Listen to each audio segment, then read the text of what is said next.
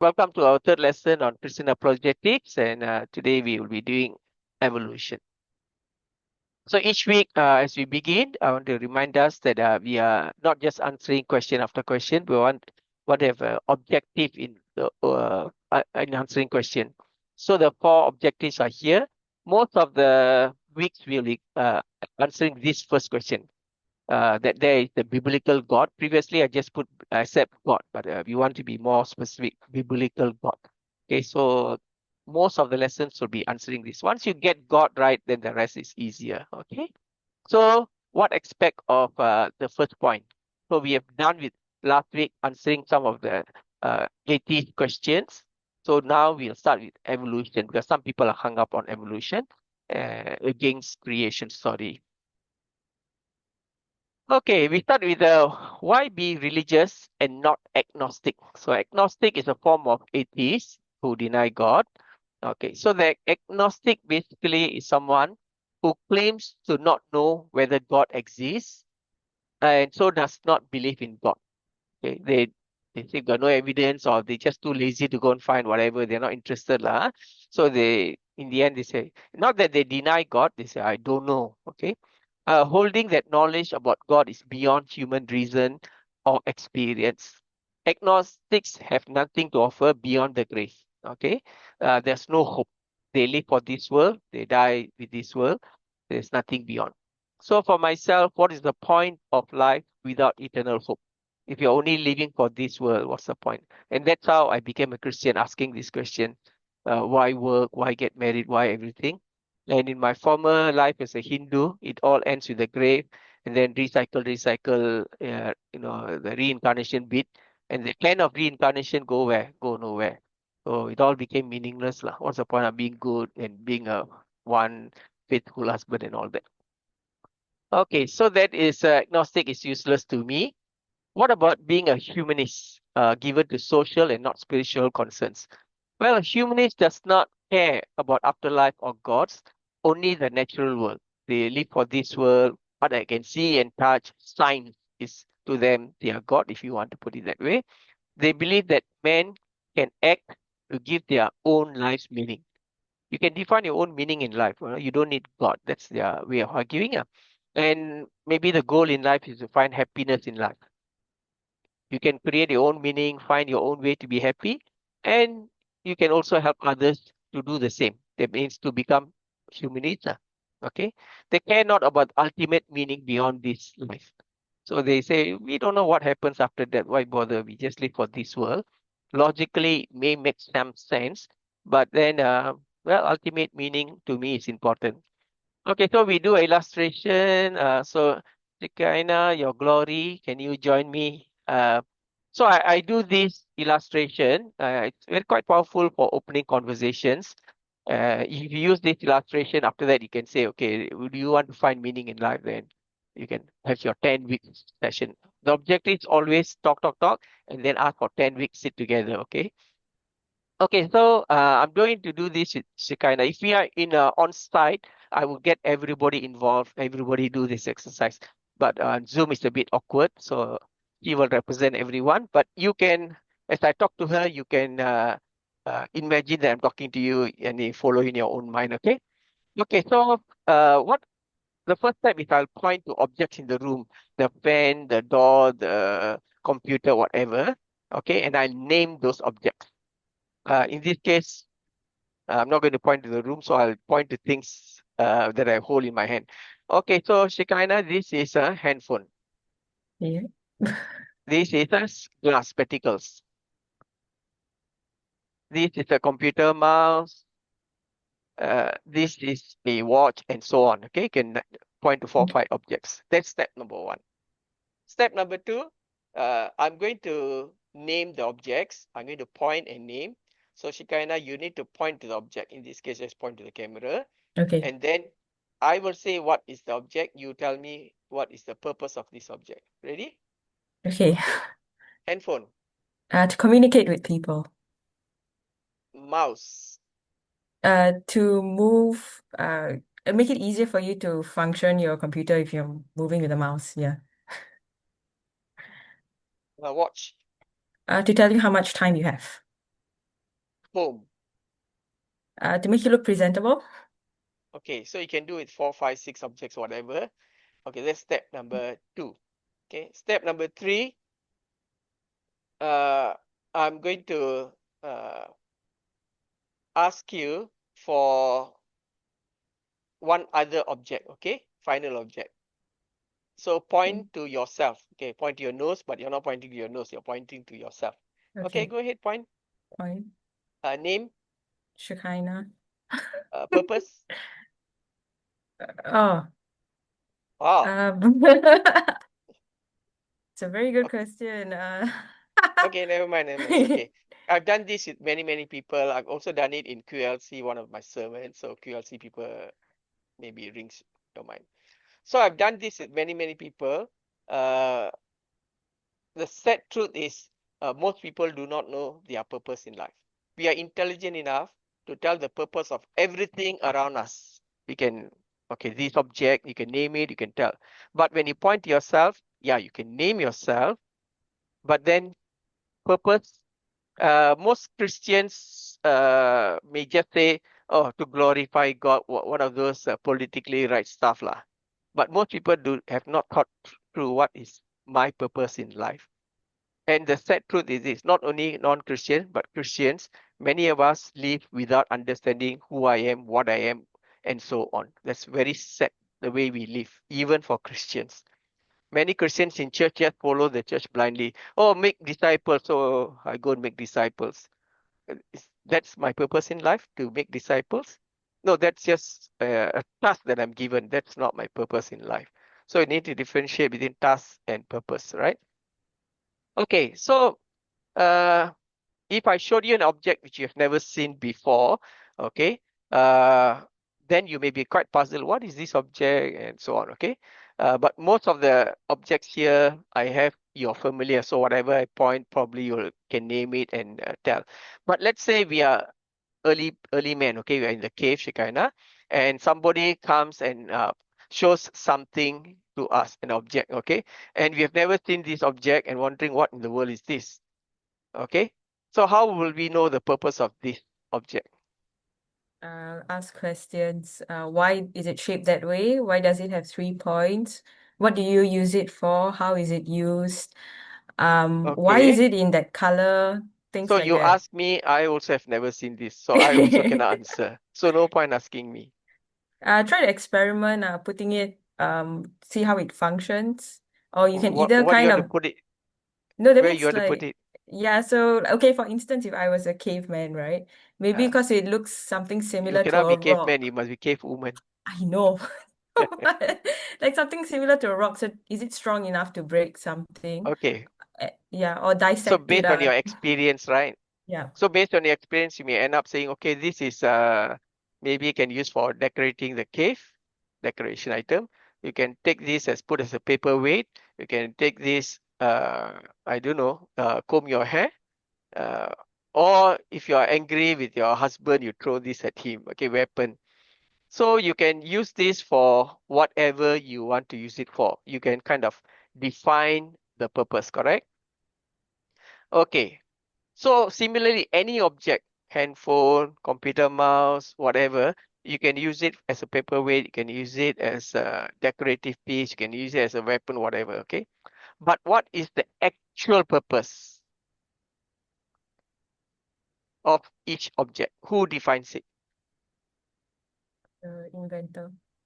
The inventor. Okay, so if they brought something, a handphone, and we have never seen it before, the person has tell us, okay, this is a phone, this is how you operate it, this is how you maintain it, and so on, right? So the inventor has to tell what is this object and what's the purpose, correct? So very simple, right? So then just now we say this object, then you point to yourself and say, okay, name yourself, then what's the purpose? Now you can define your purpose. You say, I want to be the prettiest woman, therefore I'll go and buy a lot of clothing, beautiful clothes, I'll dress myself up. Or you can say, I want to be the richest woman, so you go and work, slot your whole life away and become a millionaire or whatever. You can define yourself as, I want to be the biggest gangster in Singapore, the biggest female gangster. Then you go and do whatever nonsense to become reputable or infamous. But those are not your purpose in life. So the question is, who defines your purpose?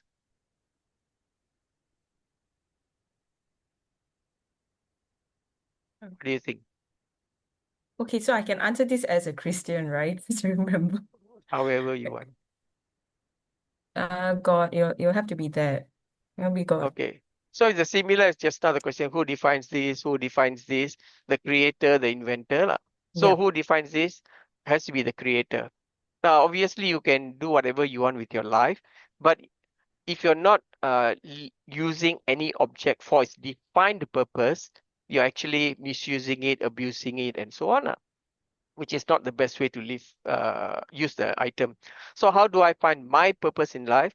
You must ask the creator, why did you create me and so on. Okay, so logically it makes sense, right? So Yep. from here, then I will ask people, okay, if you want to find meaning and purpose, the creator is the one that we must turn to. Would you sit with me for the next 10 weeks? We can explore this whole issue rather than you live your life running around, working and married and do all kind of things, but you're not living as you're intended to be. So that's how the introduction to will go on. Okay. I move around my mouse, I lost. Okay. Thank you, Shikina. Now, without knowing God's purpose, we will misuse, abuse, and even refuse life. Sadly, this is proven in the West. The West was a Christian nation, and now they've given up on God, but they still want to have Christian values, love, uh, non-judgmental, and so on.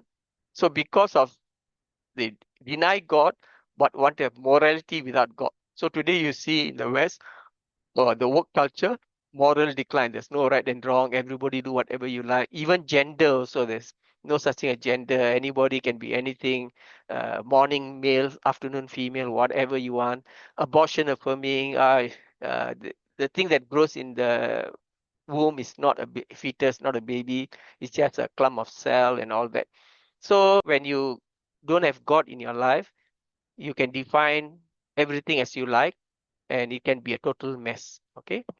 Okay. So we come to this. How do I find purpose? And the answer is the Creator has to give us. So therefore, let's look at Genesis, which what you did with your friend.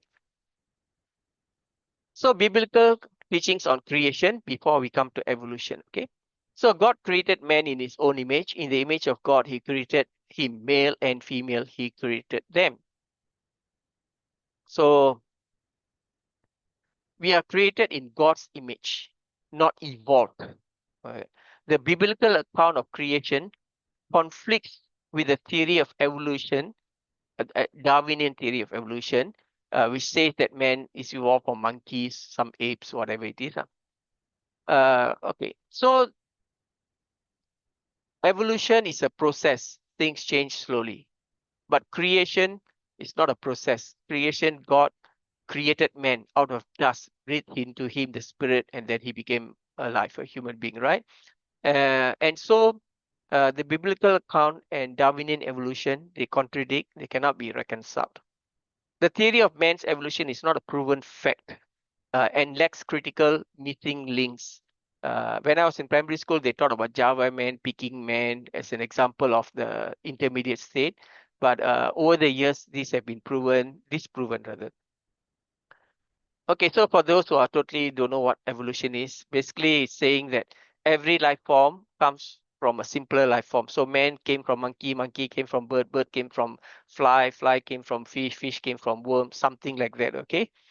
Uh, so for a worm to change into a fish, it cannot just overnight change because worm and fish is two different species. So according to evolution, the worm has to slowly grow and have scales, have to grow fins, and have to grow tail.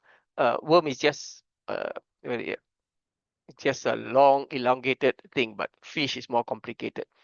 So in order for a worm to become a fish, it takes millions of years to evolve. And for the fish to change into a fly, it takes millions. So every stage takes millions of years. Okay, that is a very basic idea of evolution. To mutation, to adaptation, they change. Okay. Now this is a worm, this is a fish. The thing that changes from a worm to a fish is called the intermediate stage or intermediate links, okay?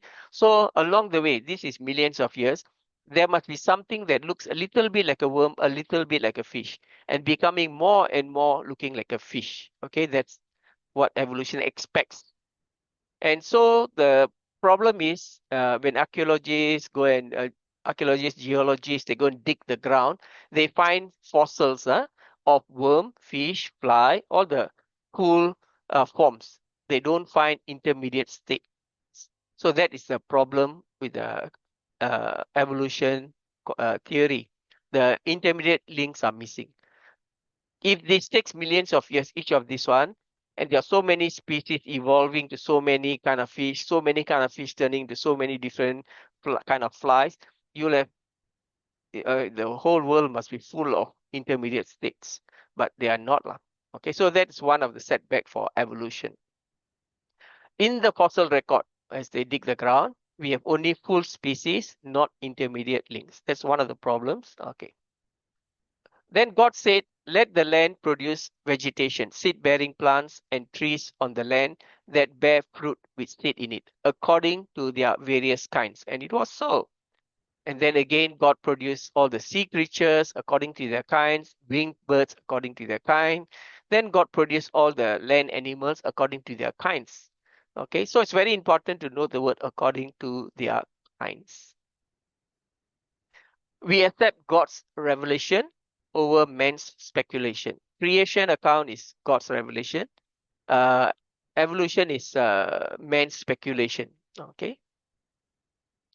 Life forms do evolve. Okay, so I do believe in evolution. Don't get me wrong. I do believe in evolution within the species because that's what the Bible says. You can you can procreate within your species, and this is called microevolution, as Genesis 1 states, according to their various kind. So if people ask me, do I believe in evolution? My answer is yes, I do believe in evolution. Okay. But not across interspecies, which is called macroevolution, which is to say fish became bird, bird became animal, animal became man, the kind of stuff. Okay. So I do believe in evolution, but I do not believe in Darwinian evolution. Or I believe in microevolution, but not macroevolution. Okay. Neither do they evolve out of one species to become another entirely different species as required by Darwinian evolution. So in the Bible itself, there is space for evolution, but only microevolution, not macro Darwinian evolution. So the biblical account is in line with observable science. Okay, microevolution, even today, you can observe it and you can also experiment with it. In Singapore, you know, our national flower, they go and do genetics with it and create all kind of new orchids. And when dignitaries come to Singapore, they name their one of the flowers and after this person. So we do create new kind of orchids. Dog lovers, they create different kinds of species of dogs and so on. So this microevolution is science and it's also biblical. So Bible and microevolution, they are in line. But macroevolution is not only against scriptural teaching, it's also not in line with science because you cannot see such things happening. Obviously, they'll say you take millions of years. Well, if it takes millions of years, then why aren't we seeing dogs changing into something else? Well, evolution is an ongoing process, right? So worms must be changing into flies. Flies must be continuous. Like must be continuous. Why they all freeze in their uh, full form? Why are they not evolving? Right? If, you should be seeing millions of semi creatures all over the place. They are not there. So macroevolution is not science. Okay, so some people, Christians, they want to hold on to their faith, but they are maybe scientists or engineers and they don't want to give up on science. So they try to say, well, maybe God created everything, but God used evolution as a process. So they're trying to reconcile the two. I'm a Christian, I believe in creation, but I'm a science-based person, intellectual person.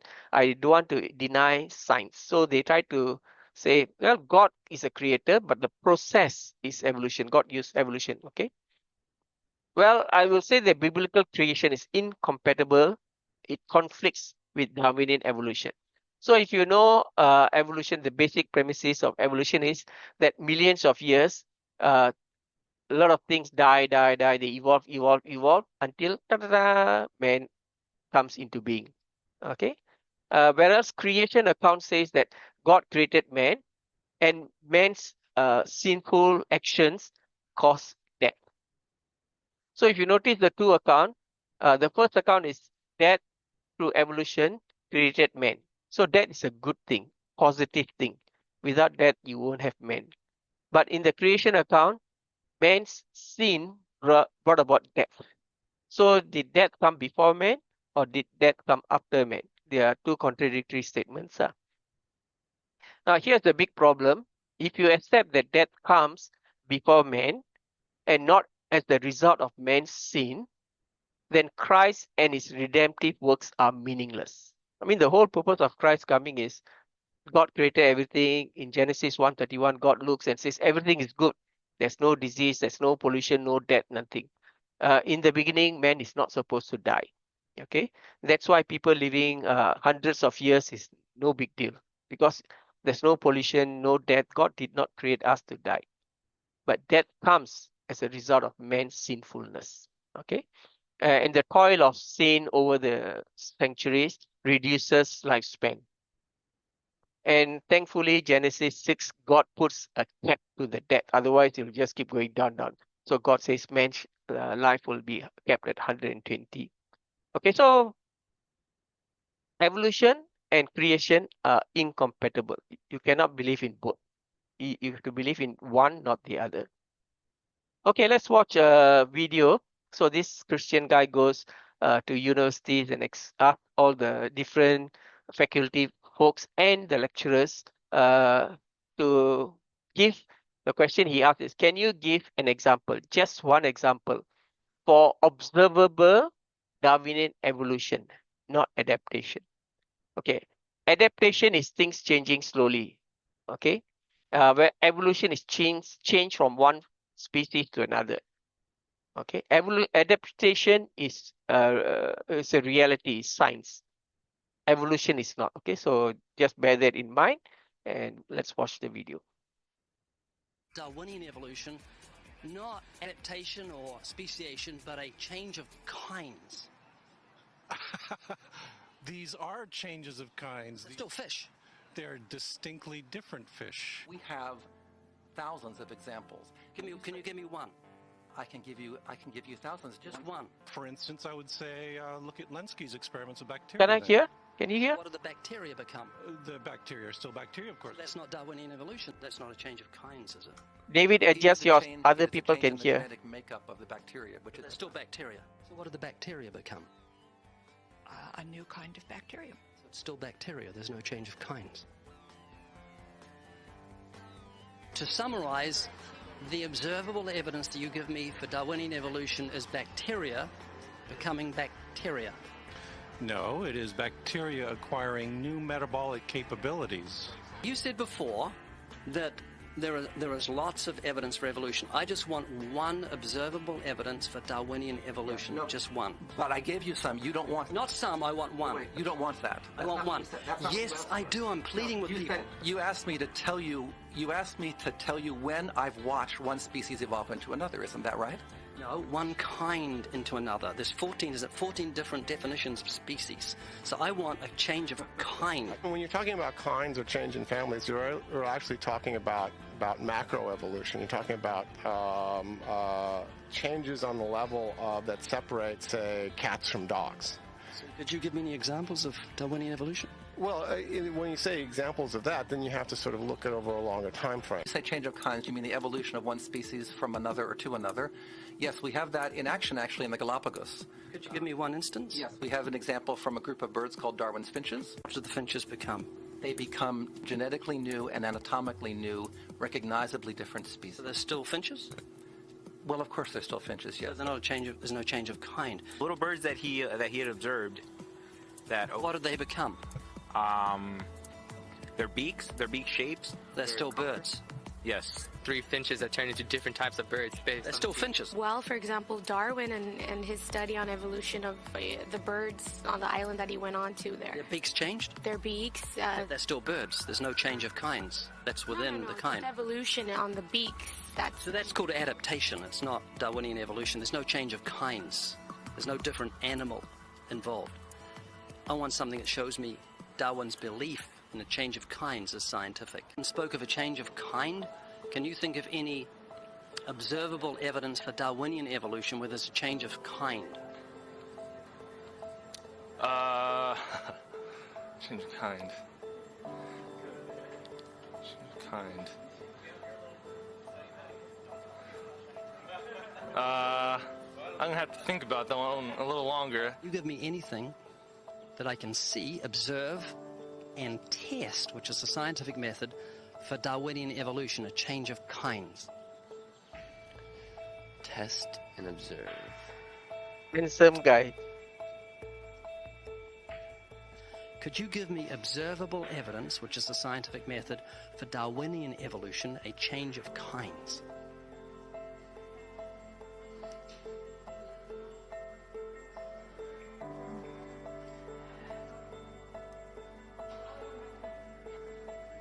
Okay, I gotta think about it. So you want the evidence of it? I would say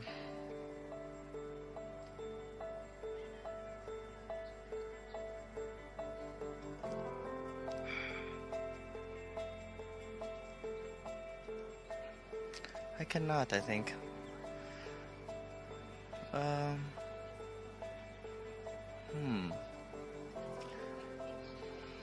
It's a hard question, actually.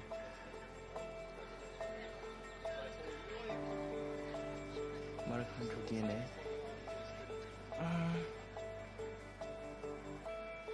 So, can you repeat the question again? Could you give me any observable evidence, just one, for Darwinian evolution? Let me think about that for a sec.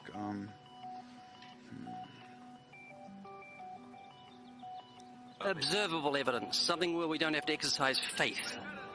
Something that can be observed, like the scientific process, observable. That's a good question. That one I'm not quite sure. So you can't think of any observable evidence for evolution? No. How do you know it's true?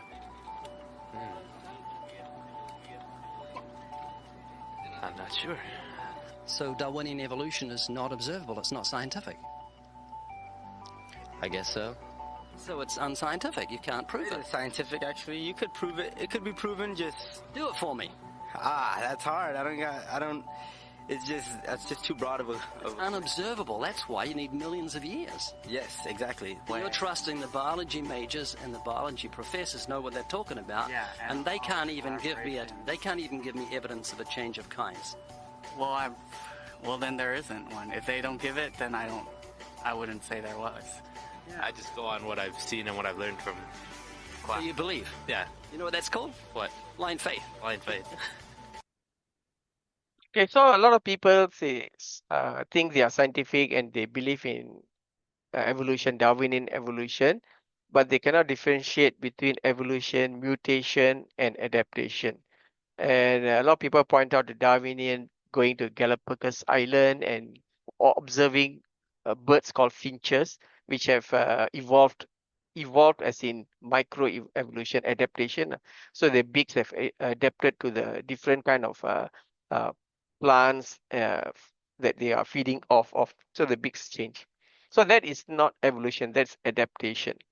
If a baby is born with some defects, that is not evolution, that is mutation. Mutation is the negative side, adaptation is positive side of change. So the baby still is a baby. It's not because it's got one arm less or don't have an eye or whatever, doesn't mean it's not a human being, okay? So a horse and a donkey can mate. A horse and a donkey can mate and produce something called a mule, which is essentially the same species as the parents. Horses, donkeys, they're all in one category, one family. So they are the same kind. So as God says, according to their kind, they can reproduce. However, a bird cannot mate with a reptile and produce a new species, nor evolve into anything but a bird. Okay. So of course, evolutionists will not say bird and reptile mated lah. They'll say it evolves, but you can't even evolve one species to another. So the process of evolution within species is acceptable. Acceptable meaning, from a Christian perspective, is acceptable because Bible allows for it. Secondly, it is scientific. Okay, you can observe it, you can experiment, and so we have to accept microevolution. It does not contradict science or biblical revelations. But Darwinian evolution, which is macroevolution, is contradictory both to science and to biblical creation. It is not science, but speculation, and therefore we must reject it. Okay, so that will be my position. Microevolution is okay, macroevolution is not. Now, when you talk about science, pure science is the basic definition is something that's observable and something experimentable. Okay, that's kind of the basic. When I was in primary school, they taught me this. Okay, so when you ask about creation story, the Bible story, okay, microevolution is allowed for in the creation account, and that goes along with science. So there is the scientific part. But then the rest of creation, that there is a God and God spoke and everything came in, that is not science. Okay, that is not science. That is beyond science. When I say it's beyond science, I don't mean it's illogical. I don't mean it's not acceptable. I'm just saying it's beyond the scope of science. Okay, science can only observe things natural, things which are physical and so on. Things that are non-physical, science has no way of testing it. All your emotions, love, joy, peace, how to test this with science. You can observe it uh, expressed in people, but you cannot measure a pound of love or whatever it is. So there are things up beyond the scope of science, okay? And that's the reality. Science is limited. Science is not all encompassing. So you need to understand that science is not everything. Science has its scope beyond which science cannot verify or deny anything. So when you come to evolution, evolution begins with science. Darwin goes to Galapagos, he sees the finches, all things are adapting, changing. So that is science. But then he went on to postulate and speculate that this is how creation, alternative for creation might have happened. Okay, and that is going beyond science. And science again cannot prove or disprove Darwinian evolution. It's beyond the scope of science. Over millions of years, nobody is going to do science over millions of years and so on. Okay. So both the biblical account of creation and the Darwinian evolution account both requires faith. It starts with science, but both requires faith. So faith in God's revelation or faith in man's speculation. That's kind of the option we have. Either I believe what God has revealed or I believe what man speculates. Okay. Okay, I'll stop here first. Anyone has got any questions so far? Is so far what I've said sensible, or you find some flaws in the arguments? The whole point to say is evolution is not science. It starts with science but goes beyond science. Agree? Don't think like a Christian. You must think like an atheist, okay? And ask the tough questions they ask. Okay, if you are quite okay with this, we move on. So both creation and evolution requires faith as they go beyond science scope. I'm not saying that a biblical account is better than evolution account, is more scientific. I'm not saying that. I'm just saying both start with science, but both go beyond the scope of science. Okay. Okay, let's listen to this science teacher. Very interesting. Oops, where's the teacher? If the Big Bang Theory is true, then I would like to know what exploded and where did it come from and where did the energy come from and where did the space come from for the matter to expand into, and where did the organization come from and where did the information come from? There's a whole host of questions that are a whole lot harder for you to answer than in the beginning God. Where's information come from? This universe is not just random molecules circulating around. I mean, it carries information. Just like a book is so much more than ink on a paper, it carries information. And the DNA is more than just chemicals. It's information. So the evolutionist never answers the question, where did this information come from? Where did the energy come from? Where did the matter itself come from? And you gripe about my belief. I believe by faith in the beginning God. I know, I admit I don't understand that. But you believe hundreds of things by faith. You don't even understand that you're believing by faith. You think matter is either eternal or can create itself. What's the two choices? How did matter get here? The world is here. Where did the matter come from? Did it just happen by itself, or is it all just imaginary? We're not really here at all. You're faced with the option of, we're not really here, this is all just our imagination, or it had a beginning, or matter is eternal, which is both of the second two options are in violation of the obvious laws of thermodynamics. Matter doesn't create itself. And everything degrades over time. So either it had a beginning or it didn't. If it had a beginning, then what was before the beginning? I mean, there's so many thousands of things you take by faith. I say in the beginning God, and you say, well, this matter somehow either was always here or created itself. And then this matter somehow became alive. And then this first living thing learned how to reproduce. And then it learned how to make something other than its kind. I mean, even though nobody's ever seen that, nobody's ever seen a dog produce a non-dog. Or you mentioned about, the fact that a wolf and a fox and a dog coming from a common ancestor off Noah's Ark in only 4,400 years. For heaven's sake, you believe they came from a rock. I mean, come on. I don't think my theory is that silly at all. So, my answer to your question is still the same. I believe in the beginning God. I do take that by faith. Here's the major difference that I don't think you're going to understand. I admit mine is a religion. They do not admit theirs is a religion. They want you to think what they believe is science, and all of you should pay for their religion to be taught in this university. And that's the situation we have today, and that's unfortunate. There have always been situations where the majority taught something. I mean, in the Soviet Union 15 years ago, if you stood up and said, hey kids, I don't believe in communism, I think capitalism is a better system, you would be in Siberia if you survived. And here in Emory University, if you stood up in your classroom and said, I don't believe this evolution theory is true, I think it's pretty obvious there must have been a designer to this system, you would be in intellectual Siberia. You would lose your job. It has happened to hundreds of teachers, just simply for standing up and say, look, I think the evidence is here, folks. There must have been a designer. If I asked you to explain how computers came to be, but you cannot use man as your answer, I only want a purely naturalistic explanation for the origin of computers. Purely naturalistic. The answer has to lie within the computer.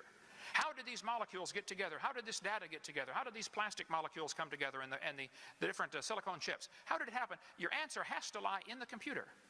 I've already eliminated the only obvious answer to the problem at the beginning by my definition. They're trying to eliminate the only logical answer to the question by their definition of science. They want to define science as things that we can observe and test and demonstrate in the natural world. Okay, well then that eliminates both evolution and creation. Both are unobserved. We don't see anything change. We don't see anything created from nothing. Here's the problem. Both creation and evolution are religious. I admit mine's a religion. They don't admit theirs is a religion. And all of us are paying for their religion to be taught in the school system. And I, for one, resent that. So my answer is still the same. God did it. Okay, so I'll send the links to all this video to you.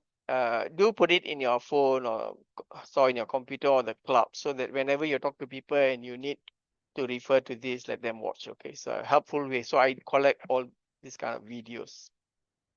Now, so one of the questions people ask is, how old is the earth? The young earth and old earth argument. Okay, so how can the earth be billions of years old according to science, 4.3 billion years, and yet the biblical account gives it to be no more than 10,000? Okay, if you take all the genealogy, Genesis 5, Genesis 11, and then all the other people you add together, you only have less than 10,000 years, according to the Bible. But science, archaeology, geology, cosmology, many fields of science says that the universe is billions of years and the earth itself is 4.3 billion years. How do you reconcile the two? Okay, so what are you going to believe in? What not one field of science, but many fields of science says, or you're going to be stuck in your own Christian by faith answer?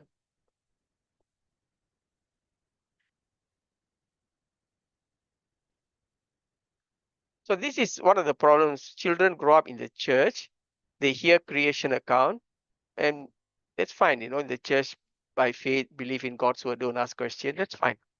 But when the same children go to pre-university, university, and they hear about creation, evolution, and all the PhDs are saying, look, the cosmologists, the planets are all light years away. Light years, not 10,000 years. And also the age of rocks and other things that they take up from the ground, you can measure it to be more than 10,000 years. And to form the earth, layer by layer, like koi lapis, for the earth to be formed, takes millions of years. Logical, science. And if you follow your Bible, how can you believe in the Bible?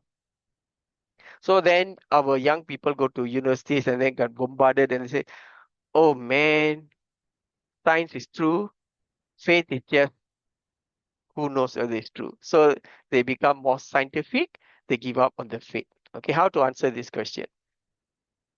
Well, don't start with science and say science requires millions and billions, and then you start interpreting Genesis 1 and try to find millions and billions. Okay, that is called eisegesis, trying to fit scripture to whatever presuppositions you have. That's eisegesis. You shouldn't do that. You should do exegesis. Start with the Bible. So let's start with the Bible, okay? Day 1, God created light from darkness, separated light and darkness. Then day 2, he creates waters, separating the sky from the ocean. Day 3, he separates the water to form land. Okay. Day 4, he starts filling the sky with sun, moon, and stars. Day 5, he creates birds to fill the sky and fish to fill the water. Day 5. Day 6, he creates animals to fill the land. And on day 6 is the most important thing. I was created. Okay, man was created. Okay. So this is a biblical account. Okay. Now, if you had a time machine and you went back to the 6th day, okay, 6th day, where animals and man is created. Okay. How old is Adam actually? The answer is on day 6. How old is Adam?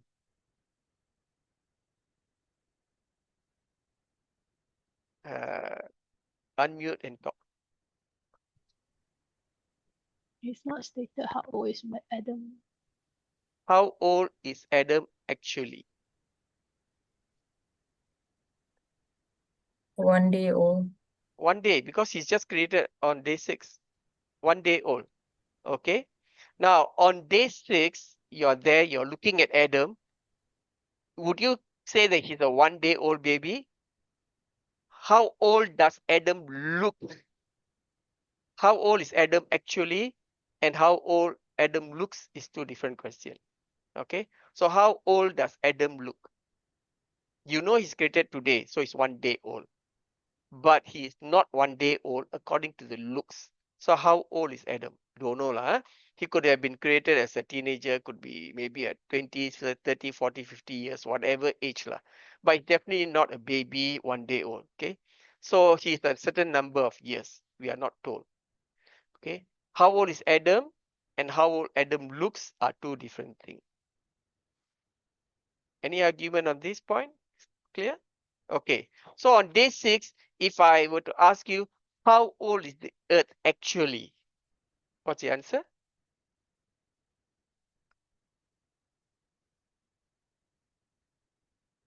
Bible answer lah, biblical answer.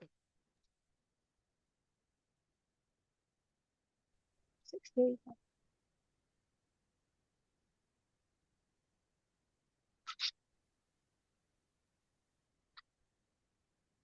Well, on day 6 is 6 days old, right? Or if you say, oh, it's only when the land is formed, then if you want to argue like that, maybe more technical or whatever, then maybe 4 days. But it's 6 days or less, that's the answer. But if I were to ask you, how old does the earth look? That's a different answer. How old does the earth look? Don't know. It could be millions of years or billions of years, whatever it is, lah. Right? So the age of the earth, actual, and the man also, and the look is two different things. Okay. Even today, some people look like they are 40, but they're actually 60 years old. Look and actually can be different. Okay. Anyway, hence we Christians can accept less than 10,000 creation years. Creation wise, you are talking in terms of creation, what the Bible says, or you can talk in terms of billions of years geologically, okay, in terms of form, okay. So in terms of creation days, that's the number. In terms of the form, it looks like, then it'll be much older because God created everything in its matured form. Okay. So that is sensible, logical, as far as that's my way of explaining lah. Okay. Does that sound logical? Anybody want to counter it? Maybe I misunderstand something. If I'm wrong, correct me.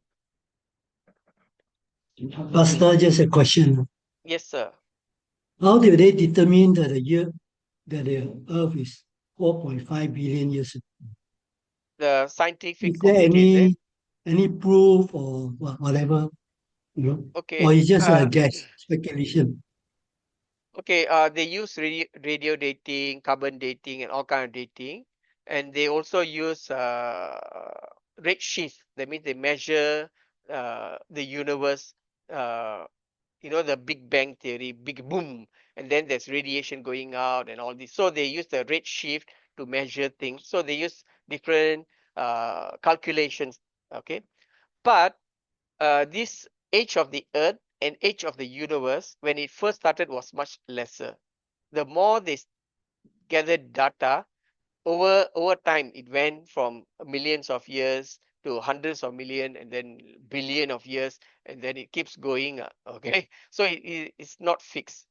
The more we understand the universe, the numbers are not fixed. They just, so what I'm telling you is what currently they are saying, the Earth is 4.3 to 4.5 billion. Okay, so it is not fixed. It's also shifting. But the Bible account is 6 to 10,000 years. 10,000 years later, you ask, it will be add a few years. That's all. Okay. Now, the most famous question. Which comes first, the chicken or the egg? And the answer is?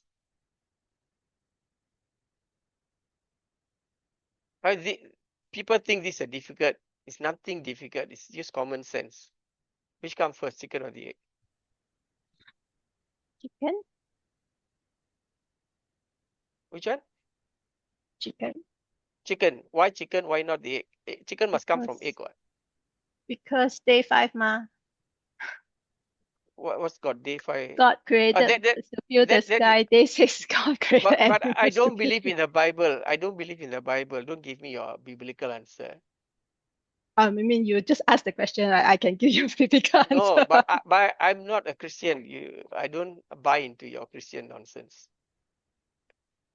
Convince me logically, not from your Christian. Then scientifically, there's also no answer. What? Why not? Right? Because okay, let's take there are two universes. Okay, two universes. I don't believe in multiverse, but for sake of argument, there are two universes. In one universe, an egg is formed first. In the other universe, a chicken is formed. Okay. So which one will survive? The egg will survive or the chicken will survive? You do know how eggs hatch, right? Primary school, how does The eggs eggs need hatch? the chicken to sit on it to warm it, right? To hatch. Yeah, to warm it. Otherwise, you put in man-made Yeah, incubator. incubation stuff, right? Yeah. So if you create the egg got no one incubating it. It will just rotten and gone. That bye bye to your creation, right? So it has to be the chicken. Then the chicken can fend for itself and then reproduce and so on. Okay, so logically the chicken must come, not the egg.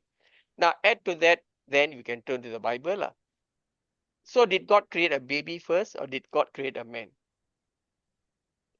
What imagine if God created a baby, what would have happened to the baby? Gone. How's the baby going to fend for itself? How is it going to feed itself? So logically, no. That's why God created a full man, not a baby. Okay. So everything is created in its matured form. The man, the trees, the birds, all the animals are not created in their baby form or egg form. They are all created in matured form and then they produce. You cannot create in its infant stage and then it will all just rot away. Right? So logically it makes sense, biblically also. So Bible and logic always go hand in hand. Okay. So next time don't ask this stupid question. It's not intelligent question. Chicken or the egg nonsense. Okay. And I hear this is nonsense. Okay, anyhow, let's move on. So the age of the earth, we don't have to go and argue, oh, the earth is young, and you can say, yeah, it's creation wise, it's 10,000, but in its full form, it is, I accept, yeah, God created in its matured form. Just like God created Adam, I don't know, 25 years, 50 years, whatever his age. So I'm not going to deny that he is an adult. But in terms of creation days and years, on day 6, he was just 1 day old. Okay, that'll be my answer. Okay, I'm going to talk a little on different areas of creation in summary form because you don't have time to go through everything. Oops, sorry.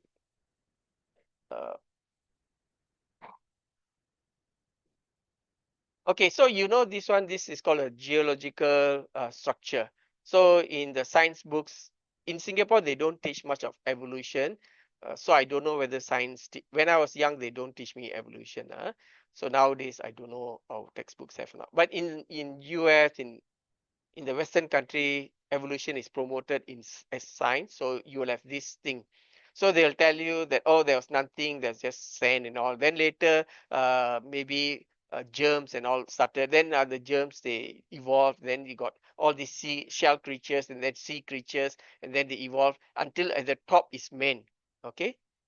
So if they say the earth, if you go and dig the earth, this is what you will find. Man, after that you got animals, after that you got birds, after that fish and the kind of layering. Okay, this is textbook. But in real life, you go and dig, it's not like this, not so neat and tidy. Okay, they do find fossils of sea creatures up on mountains. I'm not talking on top of hills or I'm talking on top of mountains. How come have sea creatures on top of a mountain? Well, the answer is Noah's Ark, the flood. During the flood, the Bible says that the waters covered the highest mountains, right? So that explains why you have fossils up on the mountain. So this on science book, it looks good, but real life is not like that. Okay, it's more messy.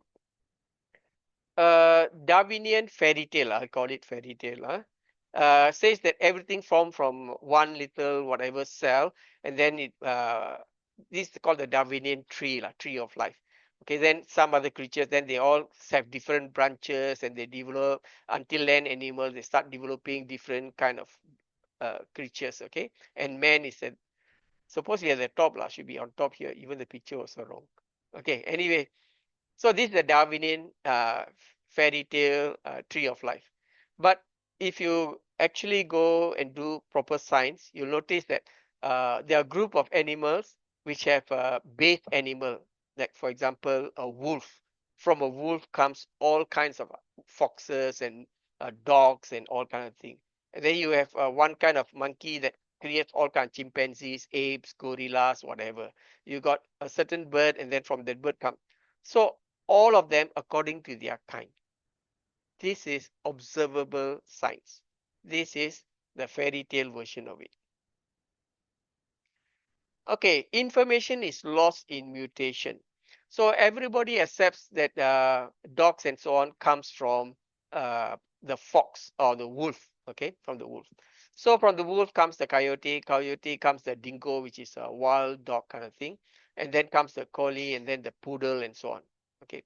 Now, the original creature is more powerful and more can survive in the wild, can survive on its own. And then when it evolves, it becomes weaker until the poodle, you leave it in the wild. It's only good for feeding other animals. It will not survive. Okay. So natural selection, natural whatever, you think it'll create according to evolution, it creates a more powerful creature which can survive. But the reality is reverse way. And in science we say everything will degenerate unless some force acts on it, everything will degenerate, right? That is science. So this is in line with science. Powerful things end up as weaker things. Okay. So mutation does not produce stronger species or higher life form, but weaker life forms. That's one thing. A poodle cannot be recreated from a poodle can be recreated from a fox. Okay, as long as you got a wolf and fox and whatever, you can degenerate them to create a poodle. But you cannot do the other way. Okay, a wolf cannot be recreated. Why? Because you can lose things to create a weak thing. But in order to add, where does the strength come from? That's the problem. Okay, information to be stronger and the adaptation required, nothing is controlling it. It will not become stronger. And so if you look life for us Christian, we say we based on God's word, because God's word, there are absolute rights and wrong, absolute morality. Because the absolute right and wrong, there's biblical marriages. And because there's biblical marriages, we believe in sanctity of life. That means you have children, don't abort them, and so on. And life begins at fertilization. So this is the Christian worldview. The non-Christian worldview is life is just a natural thing. Don't care about spirit and all those things. So then if there's no God, everything is relative moralism. You do whatever you want. I do whatever you want. And if that's the case, then marriage itself, do whatever you want. There are so many fish. You try this girl, don't like, then try that girl. Keep trying until you find the kind of situation.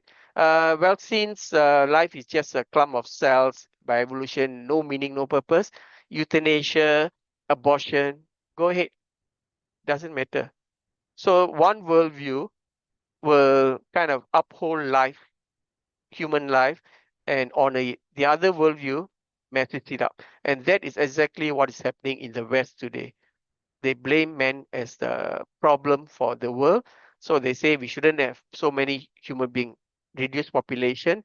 So euthanasia, abortion, do not get married, do not have children, that kind of nonsense thing is happening in the West. So all this understanding is not just simple theories, because theories become practice and practice affects our life. Okay, so we got half an hour more. Let's continue. So challenging creation account. Okay, so we don't want to just accept everything the Bible says. We want to question. In fact, atheist questions. So we need to answer atheistic questions.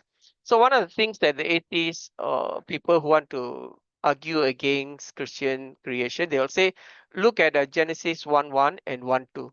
Genesis 1 says, in the beginning, God created the heavens and the earth. Genesis 2 says that the earth was formless without void. So people who want to support evolution, they need millions and billions of years. So they're trying to find millions and billions. So how do they find? One is by saying Genesis 1:1 and Genesis 1:2, there are two accounts of creation. In between, there are billions of years. So God created the heavens and the earth. Done, one. But something happened, billions of years, something happened. This perfect universe has degenerated, so that Genesis 1:2 says that the earth was formless without void. So they're saying initially God created a heaven and earth, and this is over millions of years deformed, and then God describes the earth that it is formless and not so good after all. That's one way of interpreting. This is trying to eisegesis, meaning you want millions of years, you're creating millions of years. For me, when I teach Genesis, I don't teach this way. Okay. So I will say, you watching a movie, some movies, they were, Star Wars. I think Star Wars, I'm not a fan of Star Wars, but I think they got a camera zooming in and out kind of stuff. So Genesis 1:1 gives you an overview. In the beginning, God created the heavens and the earth. He shows the entire thing. And then Genesis 1:2, the camera shifts down, zoom down to where the earth is and begin to describe how the earth is going to take on life. So this is like a director telling you a big picture and now zoom into the small and tell you how this little area of creation is being developed. Okay. So I won't insert millions and billions of years. Where did matter come from? Well, where did matter come from? The Bible says that God spoke. God is a creator. He creates everything. So as long as you believe in God, then it's not a problem. But if you don't believe in God and you want to follow so-called the evolution or the Big Bang theory and all, you must ask the same question of both sides. For us, we just say God is the creator. He creates everything from nothing. So for the evolutionist side, they'll say, well, everything came from previous life. And then where did the previous life come from? Come from non-life. I hope you are familiar with these arguments. The first life, where did it come from? Because there's no life before. So the answer is it came from non-life. And that's why just now Ken Hovin in the video was saying, you believe life comes from rocks, right? So where did this the life come from non-life or materials, chemicals, whatever. So that you keep on pushing. So where did these rocks come from? Rocks come from sands. Where does sand come from? Atoms and molecules and whatever. Where does these atoms and molecules? You keep on pushing, pushing, pushing. In the end, okay, they said it's a Big Bang theory. Big Bang theory is the whole universe, everything you know is compressed, compressed, compressed, compressed. If you take a piece of paper, and then you compress, it becomes like a ball. You compress it, it becomes more and more hard, smaller, smaller, compressed. So like that, imagine the whole universe, all the stars, the moons, everything squeeze, squeeze, squeeze, squeeze, squeeze, squeeze, squeeze, until it's so tiny, tiny, tiny. Okay? And then this thing explode, boom, and everything came into being. That's Big Bang theory. But then the question is, you say, all this compressed thing, this tiny thing, where did it come from? So today, evolutionists or scientific community rather will say everything comes from nothing. Okay, but when they say nothing, they don't mean nothing as you and I know it. What they mean is nothing observable. So there are atoms and molecules that you don't see. They do exist, but not in a physical form. And then this non-physical thing explode, and then that's their way. So you have two options, either saying everything, both sides says everything come from nothing. The creation say everything created from nothing, meaning God created everything from nothing. The other one, evolution, says, well, don't know whatever like it is, it exploded. So where did all those things, who created, not explain. Why did it explode? Not explain. Who controls the explosion to form everything? Not explain. They're still trying to find answers to all this.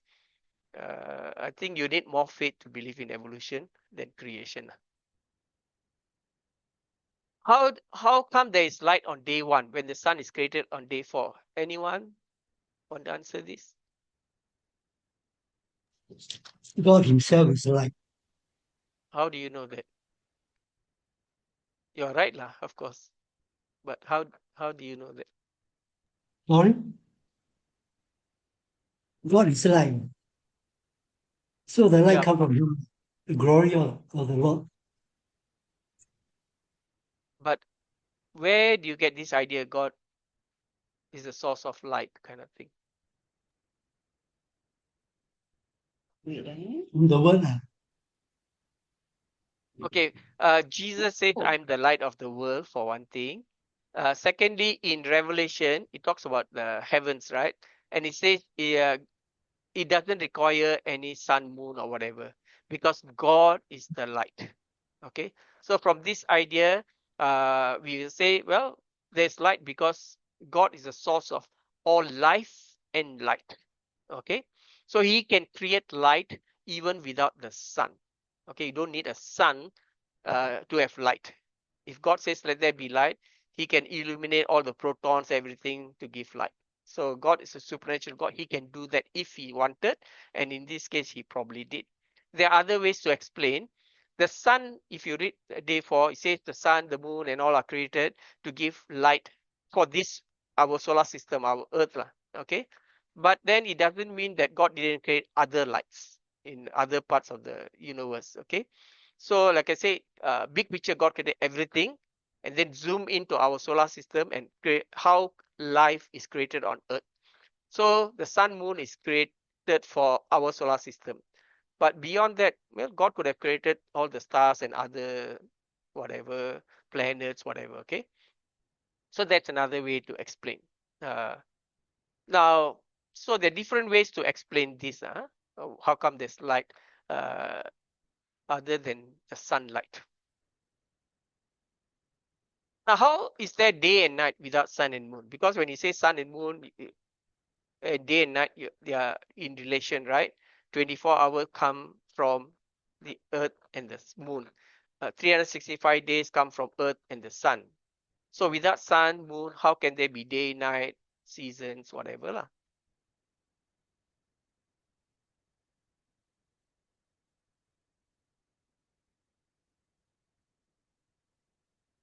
How do you answer this? Just using reason and logic, not so much Bible.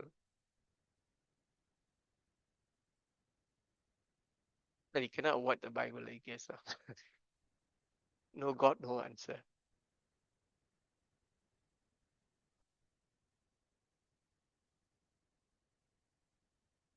Okay, so you know what's 24 hours, right?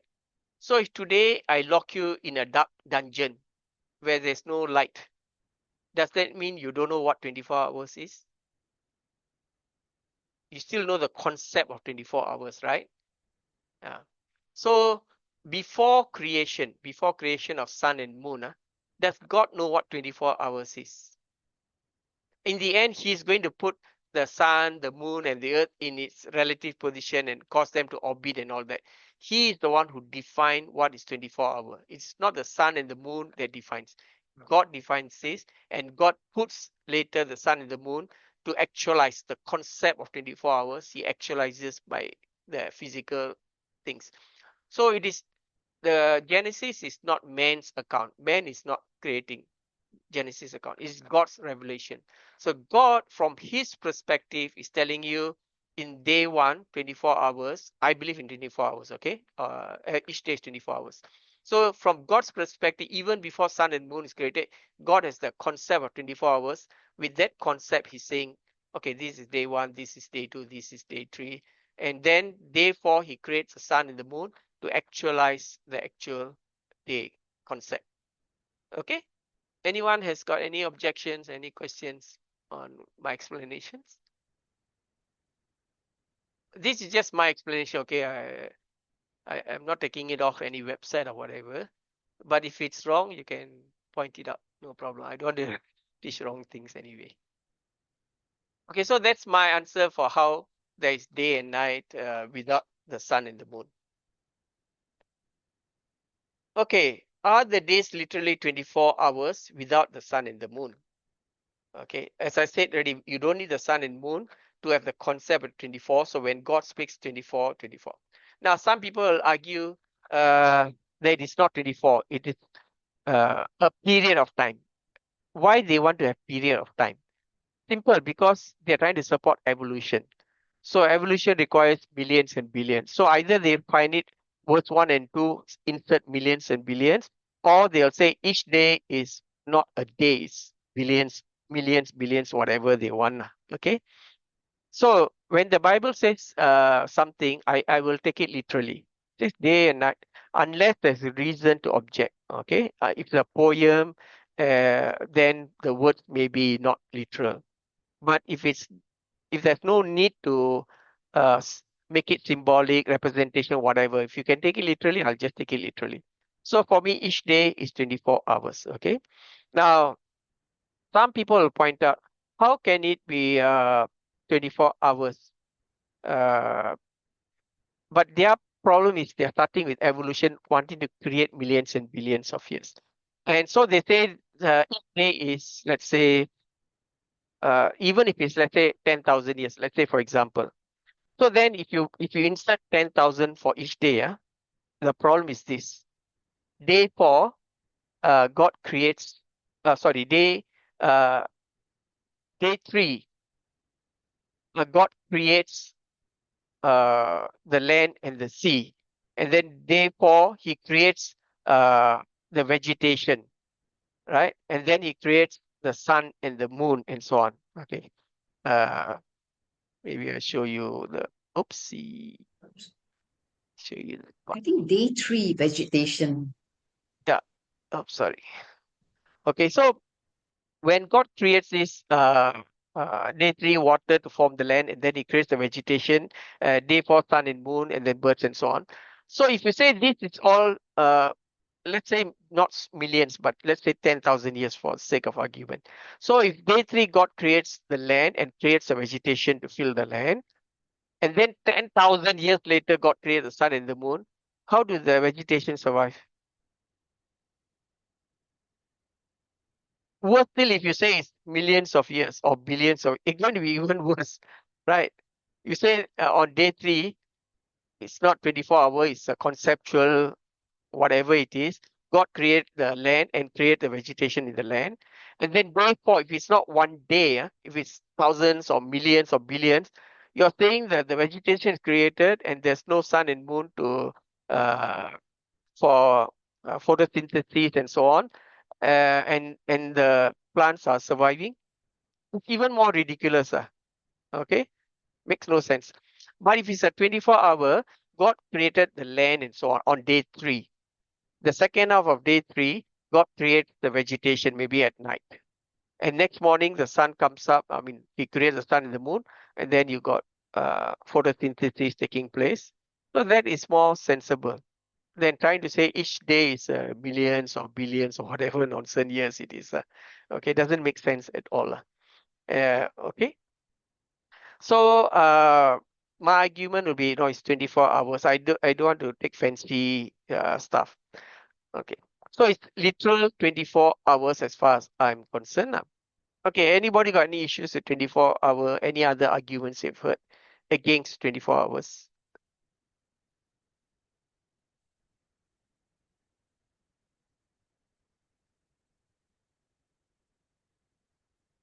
Okay, so I believe in young Earth, 6 to 10,000 years. I believe in 24-hour literal years. Another reason for accepting 24 hours, it is not just Genesis. Because the whole idea of the Sabbath is based on this, right? God created the heavens and the earth in 6 days. And on the 7th day, you rest. If you put the days as millions of years, you must work for millions of years and then rest the 7 million of years. It's all utter nonsense, okay? So it's not just Genesis. It's the whole Sabbath thing that's written in the Exodus account and other places where you're taught to rest on the 7th day. It has to be 24 hours, okay? How do plants and trees survive on day 3? I already answered this. Because God created it in the second half of the 3rd day, and then the 4th day, 24 hours, the sun is there so it can survive. So it's man created in Genesis 1 or Genesis 2. This is again, the Bible says in Genesis 1, God created, let there be man and woman. And then on day 3 is talking about God took, it's like, which which is the right account? Genesis 1 or Genesis 2? Well, the answer is similar as creation of the universe. God gives the overall picture. He's going to create man in the image, man and woman in the image of God. That's the big picture. And then how did he do?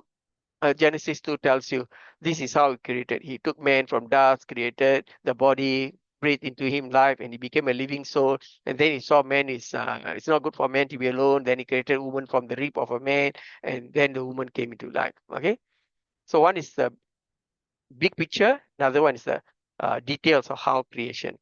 And how can woman be created from the rib of a man? It's not scientific. Well, it is scientific because today we do genetics and all. We can create a whole sheep, Dolly the lamb, from just a cell, right? So our technology, we can create whole creatures from less than a rib. How much more God can do all these things? Okay, that's answering some of the biblical creation account. So challenging Darwinian evolution. Firstly, it is non-observable, non-experimentable science. Okay, it is not scientific because it's not observable, not experimentable. The missing links in evolution to this day. When Darwin proposed his Darwinian evolution, he did realize the issue, but he thought as science and technology, geology, archaeology, as they develop, we will find the missing link. But until today, not found. In which field of science is Darwinian evolution important today? Can you tell me in which field of science is Darwinian evolution important, meaning practical? Do you need to believe in Darwinian evolution to practice medicine, to be a pharmacist or to be a doctor or surgeon? Do you need evolution? Oh, you don't believe in Darwinian evolution. You cannot be a pharmacist. You cannot be a doctor. No such thing. I was from engineering line. Do I need Darwinian evolution to be an engineer? I don't believe in it, yet I'm an engineer. So which field of science requires Darwinian evolution? There's one field, evolution biology. Those people are trying to propagate it. Okay, that's the only field, but that's all theoretical. There's no practical application. But there are some fields where evolution is practiced. Okay, virology. You know, when you're studying a virus and all, you need to know how viruses adapt, how viruses mutate. Okay, sometimes you watch the news with the SARS and all, they talk about this. Oh, the virus is adapting to our whatever medicine we have, or virus is mutating so that our medicines are no longer effective and so on. But I got no problem with that because adaptation, mutation is observable, it is experimentable, it is part of science. So as a Christian, I got no problem with mutation and adaptation. It is science, it is not against biblical revelation. I'm only against Darwinian evolution, okay? So medicine, chemistry, engineering, technology, all that do not require. Virology requires mutation, adaptation, not Darwinian evolution. Okay, so microevolution and adaptation might have value in science. Okay, but not Darwinian evolution. Differentiate the two. Geology, paleontology, they do believe in science because I told you the geological structure is based on evolution. Digging for dinosaurs and all, they also based on these things. But I'm afraid they have established misleading foundations for those who are studying it. So with the advances in science, now they are kind of admitting, okay, maybe our understanding of the geological structure needs to be reviewed. At one point, they were saying uh, things are formed like kue lapis kind of thing, you know, the structures. But with the eruption of Mount Helen in the US and other eruptions, and then they cause floods and all that, they study those things. Then they realize that sediments can be topsy-turvy and a lot of different things. You watch videos on this, then it can explain why things are not according to the geological records. Okay, so originally Darwinian evolution was foundation for geology and for study of dinosaurs and fossil records. Okay, but the more we have researched, more we have advanced, we are finding problems with all this. At one point, they say dinosaurs couldn't have existed within 1 million years. Okay, they say dinosaurs must exist before 1 million years. But the problem is one of the scientists discovered dinosaurs tissues. Okay, those tissues are stretchable and they are still, because according to the scientific community, dinosaurs tissues cannot must be hardened, fossilized. It cannot be stretchable and like alive like that. But then this person found dinosaur tissues which are exhibiting fossilized formation. And then she put it out, and then she was ridiculed by the scientific community. But other people went to also go and experiment, and then they also, so today become okay. So tissues do exist. Which means dinosaurs didn't exist before 1 million. It's within this time frame they do exist. Okay, so some of these things that they thought was based on Darwinian evolution, they thought were the premises for these fields of science. Today they have to backtrack, basically. Darwinian evolution has no practical use in life. I don't believe in Darwinian evolution. I still eat, grow fat, and am happy in life. I don't need Darwinian evolution. Do you need creation and Bible? Well, you don't need it to just be happy and grow fat either. So why do you need creation and Bible? I mean, if you say that, you also must criticize yourself. Anyone wants to tell me that is your life affected by Darwinian evolution? Not really. Is your life affected by God and creation?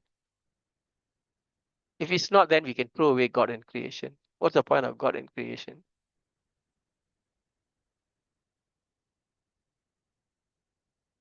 Nobody has a reason for God and creation at Chalala.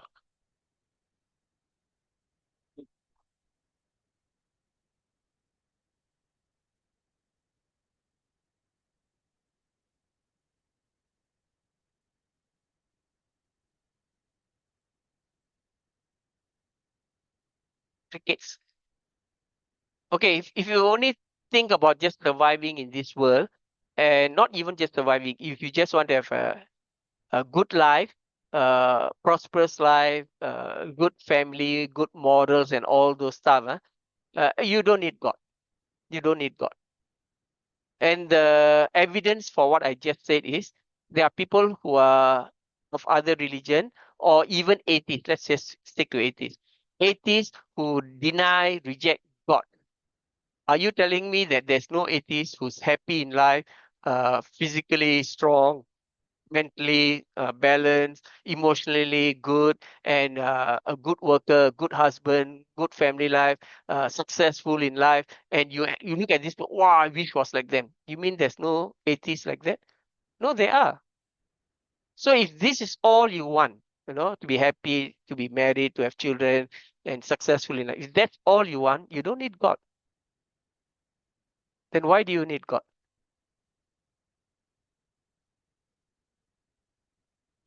Is to tie back to what you started off with, the purpose. What purpose? I define my own purpose, ma.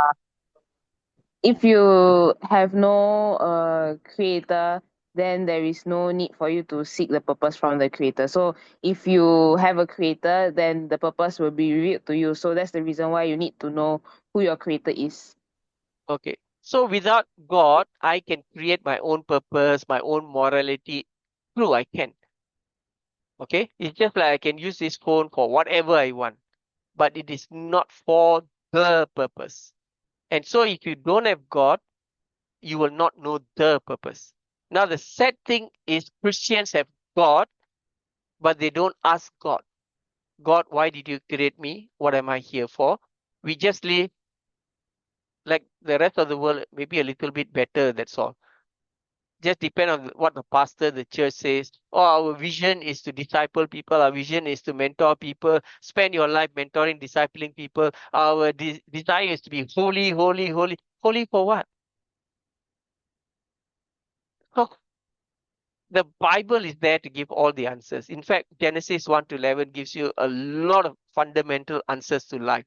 Why we are here, why we are created, why we die, why we don't die. Why we don't, why we live to a maximum 120 and not beyond. Bible gives you all these answers. But I'm afraid Christians don't understand these things. And many of us are living life slightly better than the non-Christian. We want to be happy, successful in a Christian sense and all that. But do we really know what God has created us for? I have not given you the answer. But something you should seek at the end of the day. Before I came full-time ministry, that's the first thing I asked. Why, not only why am I created, but why did Jesus die for me? For what? You mean he died for me so that I'll attend church regularly? That's my purpose, to attend church? He died so that I'll go and share Christ with others and save everyone. That's the main purpose in life. So go and ask this question. I'm not giving you the answer. Go and think. It's awesome once you discover your purpose and you live with that purpose. No matter what trials and problems, you're directed by your purpose. It's a joyful way of living your life. Okay, for today, I don't give you the answer, but I'm challenging you to go and read scriptures. Don't just live like a Christian. I mean, living like a Christian is better than living like a relative moralist, atheist kind of thing. But there's something more than what churches tell you. Okay, see in the Bible. Okay, let's move on first. Okay, listen to this guy. He's Richard Dawkins. Um, he's a physicist and he is someone who goes around talking, discouraging people from being religious. He wants everyone to be atheist. And especially, he also hates Christianity, speaks against Christianity. Okay, so they are going to talk about the Big Bang Theory, everything come from nothing kind of thing. Of course it's counterintuitive that you can get something from nothing. Of course common sense doesn't allow you to get something from nothing. That's why it's interesting. It's got to be interesting in order to give rise to the universe at all. Something pretty mysterious had to give rise to the origin of the universe. Now, it is very mysterious how the universe came into being. It's a deeply mysterious and interesting question. And can I just interrupt? It's an old question, a very old question. Thomas Aquinas in the 13th century was asking the same question. He said there must have been a time when no physical things existed, but something can't come from nothing. That was his view. It's just been repeated by us. Something can come from nothing, and that's what physicists are now telling us. I could give you, you asked me to give you a layman's interpretation. It would be a very, very layman's interpretation. When you have matter and antimatter and you put them together, they cancel each other out and give rise to nothing. What Lawrence Krauss is now suggesting is that if you start with nothing, the process can go into reverse and produce matter and antimatter. What Richard is describing as nothing is a sort of a mixture of particles and perhaps a vacuum with electromagnetic forces working on it. That's what Krauss is talking about under the heading of nothing. And there's a very good review of this in the New York Times. Not a pro-religious paper at all, where Krauss is absolutely denied and demolished, although especially by his supporters claiming that he says things come out of nothing. He doesn't say that. It's a matter, you can quickly respond to that. You can dispute exactly what's meant by nothing, but whatever it is, it's very, very simple. And why is that funny? Well, I think it's a bit funny to be trying to define nothing.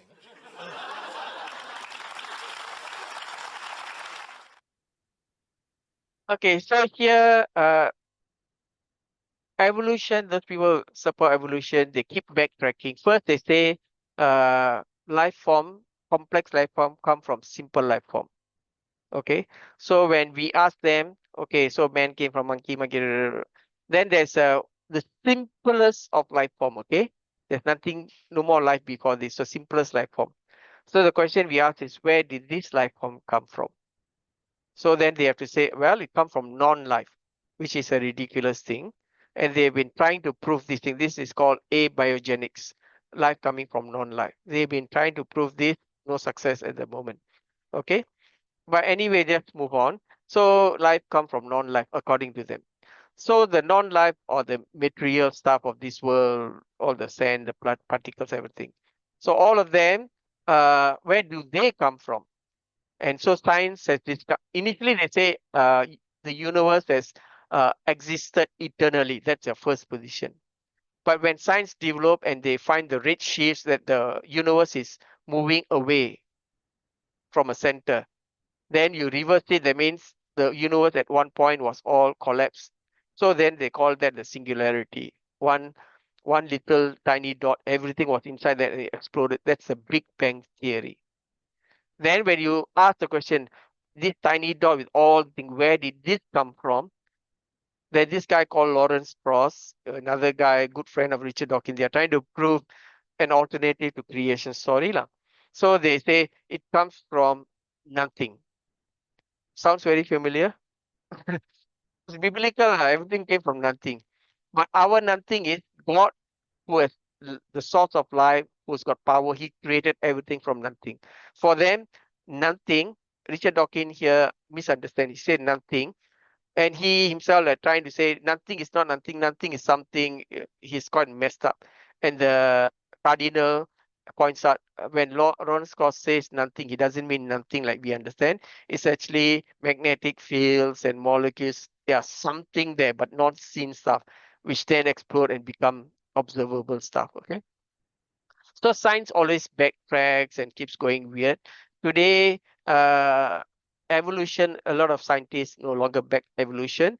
Even the Big Bang theory, a lot of them have given up. And so the new ones are multiverse, string theory. So I ask you, how did this universe come? You cannot solve. Your answer is multi-universe. My answer is, where did this multi-universe come from? You keep going back. You cannot just keep creating more and more universe to just solve your problem. So all these intellectual guys, where PhDs, very intellectual guys, but well, weird stuff. I don't understand them. But so I do understand them actually. Basically, they don't want to admit there's a God. Because once they admit there's a God, means they must submit to this God. So they don't want to submit to God. So they will not accept creation no matter what. They just keep finding alternative, even how ridiculous the alternatives are. They rather live in foolishness than to acknowledge the wisdom of God, which is Romans chapter 1. A man reject the wisdom of God and try to be wise and turn out to be foolish, as Romans chapter 1 says. Okay, so that's your evolution thing. Finally, we are past time, but I'll do this very fast. So one way I talk to people is I say, okay, forget about all the arguments and everything, okay, evolution creation. Assume evolution is true. Assume evolution is true.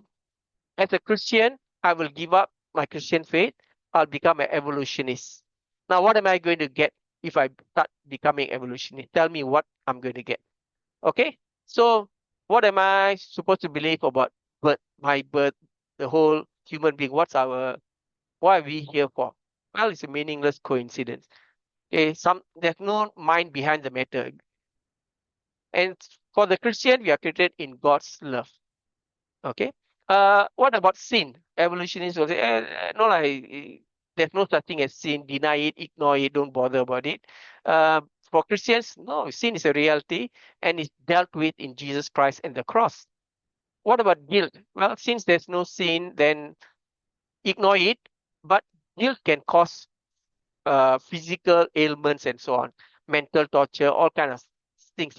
So either you suffer or you just pretend it doesn't, ignore it. But for Christians, we don't ignore guilt. Okay, we find forgiveness in Christ and the cross. When you have crises and problems, yeah, you try to solve yourself, get your family, got your friends, government can help you to the extent. But when all human effort cannot help you, there's nothing else. My doctor says my son cancer, that's all they can do. Well, that's all they can do. But for me, all that, I can then still have one more hope, turn to God. And even if physically God doesn't cure my son, well, there's eternal life. I commit my son to eternal life. What's the meaning of everything, life and everything? It's all temporal, it's all meaningless. For Christians, no, the meaning is found in the ultimate God, and God has a meaning, even in the temporal things of life. Okay, you have to discover this. Maybe someday I'll tell you if you are good. Okay, death. What is death? The end. For us, death is not the end. Because to be absent in the body is to be present with the Lord. Death is basically Christian. We don't we call it as sleeping. We sleep here, we wake up in the presence of God. That's not the end. We don't fear death and so on. Now, so my question is this. Let's not argue about all this whatever. I accept evolution. What am I going to get? What would I give up? Why would I give up the promises and blessings of Christianity for the emptiness and the curses of evolution? So basically, it makes no sense to be an evolutionist. I gain nothing. I lose everything. So, okay, so at the start, I told you my approach is look at the world, atheist, religious, atheist, agnostic, humanist. So this part of the world to me is kaput, gone. So just because I don't believe doesn't mean I'm Christian, because if you say I believe in God, then the problem is now which God? There are so many religions. So the next thing we need to discuss is which religion, which God. So that will be next week. We'll go into that.